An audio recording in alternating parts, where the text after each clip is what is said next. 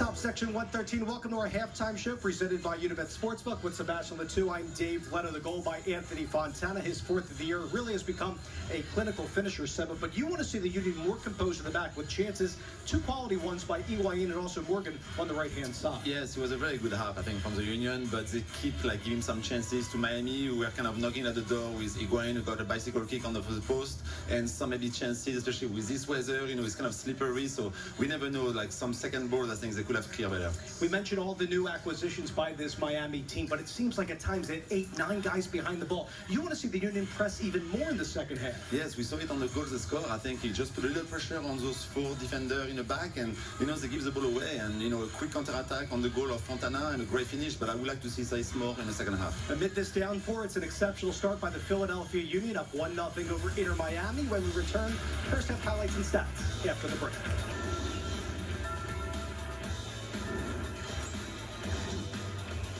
Back-to-back shutouts for the Philadelphia Union thanks to goals in the attack by Fontana, Elsinho, and Aronson. They win it 3-0 over Inter Miami.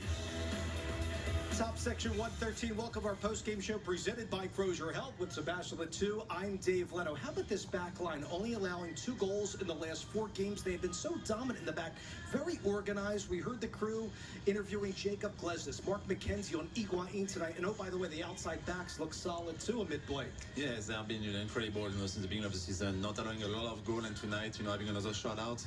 I think, McKenzie and Glesnes did a very good job on Higuain, especially second half when the tired leg, we're coming into the left side with Wagner, who came out of cramp. We saw Mbaizo being tired as well. So I think they did a very good job, and having a 3-0 against Miami and Higuain on top is very good. Union getting the all-important first goal tonight thanks to Anthony Fontana in the first half. Now has 4 goals in the last 4 games. Only played 60 minutes. Seemed like it cramped up a little bit. Had to come out of this one. A good problem to have if you're the coaching staff. I know a lot of fans are calling for it. Do you start Anthony Fontana now that he's scoring just exceptionally well? If it's me, I start him just because of what he did on the field. Every time he stepped on, he scored. He was a spark, of the Union offensively. And tonight again, he brings the deadlock of the Miami defense, scores a goal, come off of cramp, at the end after 60 minutes because he's been running a lot and he needs to, get his fitness. But I think, for the next game, I will start him again. I want to hit on this. The defensive work rate in this matchup for Brenden Aaronson and Jamiro Monteiro. I know offensively, a lot of folks want to see Jamiro get on the sheet. I know he was robbed in one of the goal-scoring opportunities. Luis Robles, credit to him, made a big save on that particular moment. Aronson did score for his 4th goal of the season, but defensively in the two-way playing by those 2 players. Yeah, it's a big work rate from both of them. I think, we don't see a lot on the field because we are all focused on the ball, but I'm watching them because we can see all the play from here, and, they've been running a lot, covering lots of ground, helping Wagner on the left side, helping Mbaizo on the right side tonight, and, it's not a lot of credit for those runs, but he helped a lot the defense. So Aronson got rewarded with a goal, who did very well on the second goal as well, but it's great to see that they are working hard, and that's why they get a good result. Huge result tonight for the Philadelphia Union. They are now in 2nd place in the East, thanks in part Anthony Fontana. So clinical and a well-deserved celebration following in his footsteps, Elsinho. Back in a moment. Play very well, so it's hard now for the coaching staff to really make the best decision about where it is the team to play the next game, but I think it's a good thing to have for them. 2 big absences tonight. Let's start at the right back position. Mbaizo filled in there for Ray Gaddis. It seems like in the scout that teams are attacking that Mbaizo side when Mbaizo's on the right, even sometimes when he's on the left. How has he fared, Mbaizo? I know he's a really aggressive getting forward, but how about 1v1 defending compared to Ray? I mean, he's been, pretty good. I think Ray is very good defending on one-on-one, but for Mbaizo, the fact that the team come at him, it's just because he's first year in the league. A lot of teams kind of want to put pressure on him, so he kind of feel under pressure and don't have, maybe the right decision defensively and even offensively when they get the ball. So it's normal that the team kind of give a hard time to him on the side, but it's a way to learn the game.